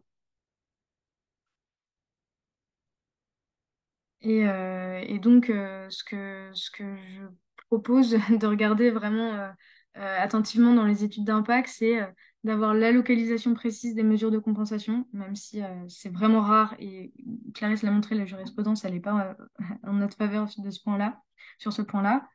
Il faut exiger des mesures de compensation d'un seul tenant, ou au moins que les sites soient connectés entre eux, et en fait que les mesures de compensation, elles s'insèrent intelligemment sur le territoire. Typiquement, qui est une analyse des continuités écologiques et qui nous prouve que c'est pas une mesure isolée qui sera pas colonisée, enfin qui sera colonisée par aucune espèce parce que bah, l'espèce pour rejoindre sa mare, typiquement, bah, il doit traverser une route, donc il a une chance sur deux de se faire écraser, quoi. C'est un peu l'idée, en fait. C'est- Euh, Un autre point aussi que j'ai noté dans mes études de la mesure des mesures de compensation, c'est que il y a un focus qui est tout le temps fait sur les espèces protégées. Et quand on regarde toutes les espèces confondues, il n'y a que 16 espèces qui font l'objet d'une évaluation des impacts. Et ça, ce qui le prouve, c'est l'analyse, encore une fois, de la base de données du OMCE. Et on a montré que 60% des compensations écologiques découlaient de la dérogation espèces protégées. Alors qu'il y a des espèces qui sont totalement ignorées. Là, j'ai mis trois exemples. C'est bah, la fonge, totalement ignorée. Il n'y a quasiment aucune donnée là-dessus. Tout ce qui est crustacés, enfin, tout ce qui est lié au fond marin ou de zones humides, et aussi les invertébrés. En fait, si je me souviens bien, c'est, je crois, 70% des espèces qui sont inventoriées, c'est des espèces, c'est des vertébrés, et parmi eux, la majorité, c'est des oiseaux. Alors qu'il n'y a pas que ça, et c'est important de le noter aussi. Et en fait, ça vient du fait, enfin, de notre manière de réaliser les inventaires et enfin, plutôt de comprendre le droit. Euh, en fait, l'article R122-5, il dit qu'il faut compenser les effets négatifs notables du projet sur l'environnement. Et en fait, notable, qu'est-ce que ça veut dire? Est-ce que vraiment protéger, ça veut dire notable? Et il y a une autrice, enfin pardon, une scientifique, qui s'appelle Marthe Lucas, qui a fait du droit et qui a beaucoup travaillé sur la compensation écologique, qui dit qu'en fait, objectivement, l'adjectif notable, il pourrait s'entendre comme un seuil qualitatif, à savoir un impact d'une certaine gravité, ou quantitatif, un impact conséquent en termes de surface ou nombre d'individus touchés. Et peu importe si ces espèces-là, elles sont protégées ou pas. Et bon, l'iceberg, juste pour dire que en fait le déclin de la biodiversité qui est protégée, c'est vraiment rien au regard du déclin de la biodiversité en règle générale. Et pour toujours rester dans ce focus sur les espèces protégées, je voulais aussi appuyer sur le concept d'espèce parapluie, qui est beaucoup mobilisé.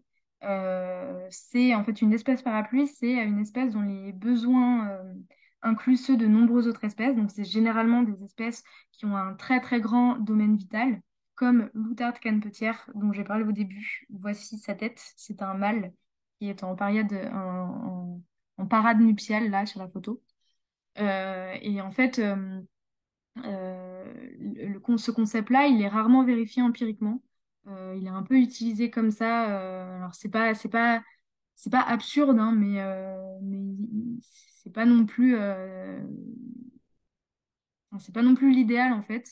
Et ce qu'on pourrait exiger, c'est que c'est une démonstration que la protection d'une espèce parapluie comme l'outarde canepetière, ça viendrait profiter à l'ensemble de la biodiversité. Et là encore, il y a un peu de biblio là-dessus. Et en fait, typiquement, un article en 2019 qui montre que certaines stratégies de conservation liées aux espèces parapluies, elles connaissent parfois des effets négatifs non intentionnels sur d'autres espèces. Par exemple, pour tout ce qui est micro-habitat. En fait, typiquement, l'outarde canepetière, c'est une espèce qui a besoin enfin, qui vit en milieu ouvert, de milieu très large, voilà. Mais pour tout ce qui est, par exemple, haies, il y a des espèces qui ont besoin d'une haie beaucoup plus dense. Enfin voilà, en fait, tous ces micro-détails, il faut qu'ils soient analysés parce qu'il y a des besoins qui sont différents en fonction des espèces. Et du coup, là, il y a un autre article qui me semble assez important qui dit que en fait, si on mobilise ce concept d'espèces protégées, il faut que ce soit pris en compte d'un point de vue intertaxonomique, c'est-à-dire qu'on ne considère pas que l'avifaune. C'est l'outarde canepetière, très bien, mais et si on prenait en compte euh, un micro-mammifère aussi, en plus, comme espèce, et ça permettrait en fait d'englober un petit peu plus les exigences écologiques de toutes les espèces qu'on veut venir couvrir. Voilà, c'est fini. Waouh, merci. Alors, du coup, est-ce qu'il y a d'autres questions pour terminer la session de formation? Bon, en attendant, ah oui, Jean Lyon, très bien. Hop, vous m'entendez? Oui, Merci beaucoup pour la présentation, très intéressante. J'avais juste un point que j'ai pas sûr d'avoir très bien compris par rapport aux espèces protégées, espèces non protégées. Est-ce que ça veut dire que les espèces non protégées ne font pas l'objet d'un inventaire, enfin, ne sont pas prises en compte dans l'évaluation environnementale? Et deuxième question, un peu plus, enfin, ça veut dire qu'elles ne feraient pas l'objet de mesures de compensation? En fait, elles sont tenues, enfin, toutes les espèces sont tenues d'être analysées dans l'étude d'impact. Les espèces, les habitats et les fonctions. Mais en fait, ce qu'on voit, c'est qu'il y a un accent qui est mis sur les espèces protégées. Et en fait, il y a très peu de compensation qui découle. S'il n'y a pas d'espèces protégées, il y aura très peu de compensation. Et ça ne veut pas dire que le projet aura pas d'impact. Ça veut juste dire que bah, c'est une manière d'appliquer le droit, quoi. mm. Mais du coup, ce que je comprends, c'est que pour le cas des espèces non protégées, il faut mieux être sur la quantité, sur les atteintes, ou bien.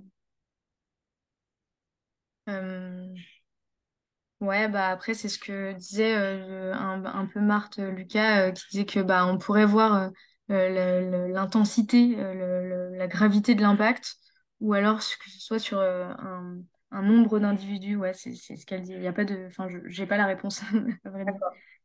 Bon, en tout cas, ce qu'il faut retenir, c'est que la législation la plus protectrice de l'environnement en France, et j'extrapole un petit peu en Europe, c'est la législation espèces protégées. Donc, c'est pour ça qu'il y a vraiment un très bon accent là-dessus dans les dossiers. C'est parce que vraiment, si les dossiers ne sont pas bons concernant la législation espèces protégées, eh bien, ça peut vraiment freiner le projet puisque la dérogation espèces protégées doit vraiment correspondre à des conditions qui sont plus strictes que pour les espèces non protégées, même si la dérogation espèces protégées elle-même est de moins en moins stricte avec les années et avec ce mouvement de détricotage des droits de l'environnement. Clarisse, tu voulais ajouter quelque chose? Ouais, juste rappeler que c'est vrai que c'est important, mais faut... à un moment, je pense qu'on pourrait devoir vous donner le diapo, mais donc il y a une décision que j'ai citée qui montre bien que oui, il faut que les espèces protégées, enfin, tous les impacts soient compensés, mais il n'y a pas que ça. Même s'il y a des espèces protégées, il faut aller chercher plus loin parce que faut penser en termes d'écosystèmes et tous les écosystèmes doivent être compensés. Enfin, certains de ces écosystèmes doivent être compensés. Donc même s'il y a des espèces protégées, c'est bien d'en parler, mais il ne faut pas uniquement se concentrer là-dessus. On peut aller chercher encore plus loin. Merci beaucoup. Trop bien. Et du coup, merci beaucoup Jean et merci Corinne tout à l'heure. J'ai oublié de remercier pour vos questions. Si vous en avez d'autres questions ou d'autres remarques, c'est avec plaisir. Moi, j'ai une autre question pour Salomé. Tout à l'heure, tu as exposé le fait que ce qui causait l'effondrement de la biodiversité, c'était la fragmentation des sols et le changement d'occupation des sols. Sur le changement d'occupation des sols, mais du coup, comment on doit regarder les mesures de compensation? Euh, Eh ben, c'est une bonne question. En fait, il y a un truc qui est assez. Enfin, moi, ce que j'aurais tendance à dire, c'est que si on appliquait correctement, par exemple, la séquence ERC depuis des années, on n'aurait pas besoin de zéro artificialisation nette de ce nouveau truc. Parce que typiquement, quand on vient goudronner tout un milieu, et ben, on vient condamner ce milieu et le destiner à autre chose. Euh, et donc, du coup, de l'autre côté, bah, on pourrait se dire, bon, bah, c'est quoi compenser? C'est dégoudronner un milieu, en fait. Ça pourrait être ça. Euh, et, euh, et moi, je pense qu'on pourrait, du coup, être beaucoup plus exigeant là-dessus. Et c'est pour ça aussi que ça pose question quand des mesures de compensation sont implantées sur des espaces qui sont naturels ou semi-naturels. Euh, voilà. donc toi, tu es beaucoup plus sur la notion de renaturation, aller regagner des espaces qui sont plus du tout naturels. Moi, je suis beaucoup plus sur arrêtons de construire n'importe quoi. Oui, en premier lieu. Mais en éviter, très bien, mais en compenser. Bah oui, oui. Après, avec toutes les problématiques techniques que ça engendre et des difficultés, enfin, en fait, on ne retrouvera jamais, enfin, en tout cas pas tout de suite, enfin, un milieu où on aura enlevé le goudron, ça ne veut pas dire que ça y est, enfin, on a tout gagné. Enfin, ça prendra des milliers, enfin, des centaines d'années en tout cas, au moins. Euh, enfin, oui, pour moi, c'est en fait d'aller vers des espaces qui sont ultra dégradés ou complètement artificialisés, c'est comme ça qu'on fera de la bonne compensation. C'est pas en mettant des nichoirs. Enfin, non. Oui. Alors, il y a Gabriel Béguin qui pose la question, quid des espèces végétales? Est-ce que vous avez des données là-dessus ou de la bibliographie? Et ben, les espèces végétales sont très peu protégées en France. Il y a beaucoup de listes régionales, mais en fait, voilà, le végétal est assez oublié en France en termes d'espèces protégées. C'est majoritairement les oiseaux qui sont protégés. Après, les chauves-souris et les papillons. Non, pas beaucoup les papillons. Enfin bref. Et du coup, tout ça pour dire que puisque la compensation est généralement mise en œuvre pour des espèces protégées, c'est peu mis en œuvre pour la flore, quoi. Et souvent, ce qu'on voit quand même pour la flore, c'est beaucoup de mesures de transplantation. Parce que bah, c'est chouette, la flore, on peut la bouger. C'est plus facile que les espèces, en fait. Et donc, du coup, souvent, c'est ça qu'on voit sur un site. Ouais, on va enlever les espèces floristiques qui vont se faire euh, raser. Enfin, je sais pas comment dire.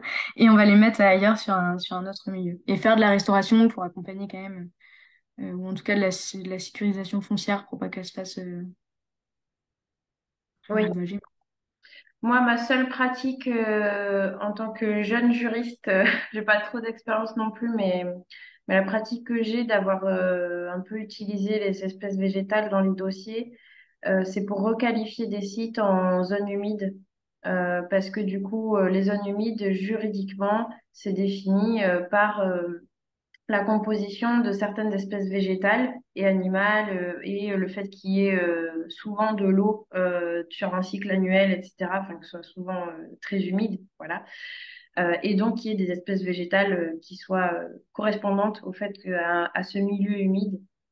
Et donc du coup, ça permet de requalifier un peu les études d'impact qui omettent la qualification de ces sites pour les protéger le moins possible et voilà. Et pouvoir construire dessus, détruire ces zones humides. Donc voilà, ça c'est ma seule pratique. Mais c'est vrai qu'il y a des espèces végétales protégées aussi, j'imagine.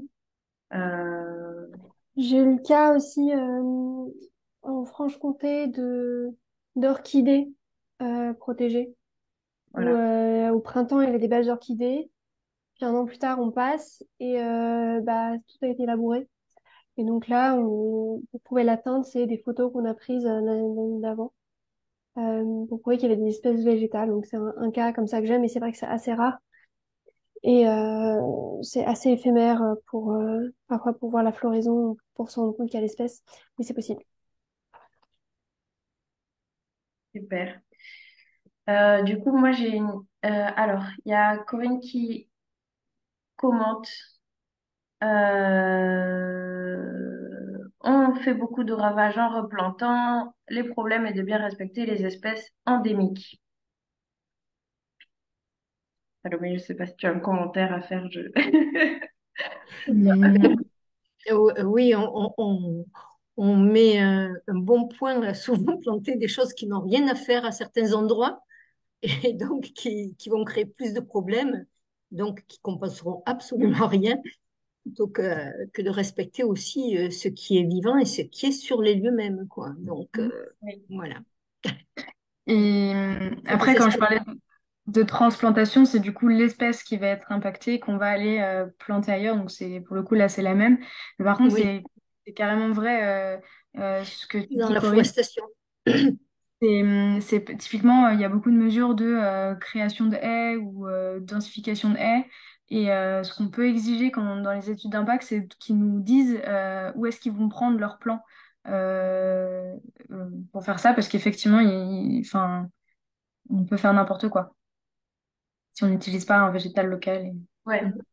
Ça, Oui, c'est vrai. il y a de la documentation sur le végétal local qui est super intéressante. C'est vrai que nous, en tant que juristes, on n'est pas du tout sensibilisés à ça. Le fait que bah, chaque milieu, en France, il y a plein de milieux différents et en fait, chaque milieu a un végétal qui est correspondant et qui se développe le mieux. Et nous, on a tendance à voir les mêmes espèces un peu partout sur le territoire et en fait, on dénature complètement les milieux. Et ça, en tant que juriste, on n'a pas du tout cette sensibilité-là non plus. Donc, c'est tout à fait intéressant. Alors, du coup, dernière question, si jamais, du coup, merci beaucoup. Est-ce que vous avez des suggestions de sites Internet ou avoir plus de bibliographie au cas où on a des questions plus d'ordre scientifique, voilà, pour apporter plus de matière au dossier en fonction, voilà, est-ce que vous avez des sites un peu de recommandation pour circuler et voir la bibliographie qu'il y a? Ouais, bah, Clarisse, le site sur lequel tu as trouvé une partie de la Ouais, déjà, jurisprudence. ouais, un peu plus sur la jurisprudence. Il y a l'OFB qui a fait un site sur la séquence éviter, réduire, compenser avec plein de jurisprudence, aussi des fiches thématiques. Donc ça, c'est intéressant. C'est là-dedans que j'ai tiré la majorité de mes jurisprudences. Et après, d'un point de vue plus scientifique, je te laisse répondre, mais il y a parce que le site du muséum propose aussi des fiches sur les espèces qui est assez intéressant. Oui, sur l'INPN, il y a les Oui, fiches espèces.